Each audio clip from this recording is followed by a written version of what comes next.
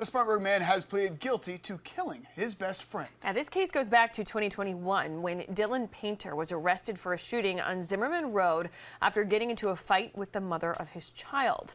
Now, the victim called Painter's best friend Mason Davis for help.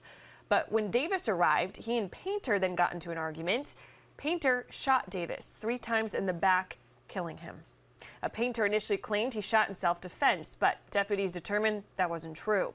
Today, Painter pleaded guilty to multiple charges, including voluntary manslaughter and second-degree domestic violence. He's sentenced to 33 years in prison. Mason's mother reached out to us on Facebook to talk about this incident. She said in part, quote, "I don't understand myself why this happened, where things went wrong, but these 2 boys were best friends for many years.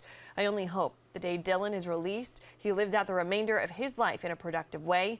I miss my son and would give anything to have him back here with us, but at the end of the day, no amount of time served will bring him back."